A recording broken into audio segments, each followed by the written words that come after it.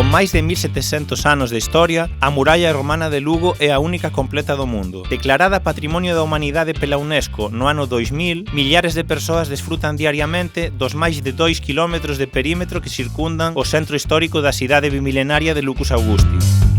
A través de conversas e testemunhos en varios idiomas, aprenderemos o que este monumento histórico romano significa para as persoas que puderan admiralo de perto. Benvindos a Lugo Muralla Única.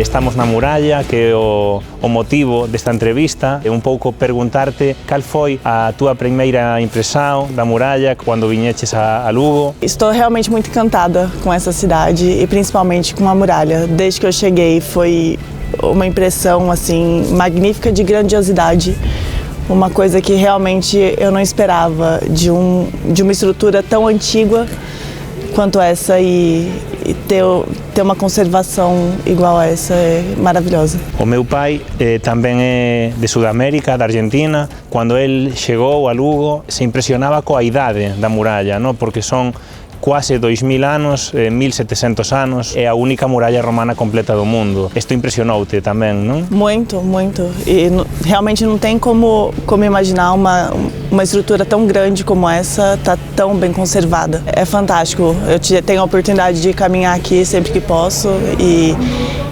não dá para acreditar que uma coisa tão antiga está de pé até hoje e tão bem conservada.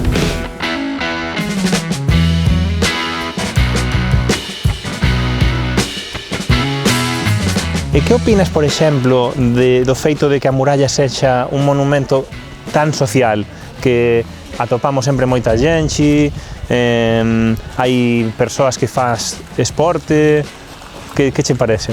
Eu acho maravilhosa essa rotina que as pessoas têm aqui. Eu tenho a oportunidade de estar sempre aqui passando e passeando pela muralha. Então eu sempre vejo pessoas caminhando, sempre vejo pessoas fazendo todo tipo de esporte aqui.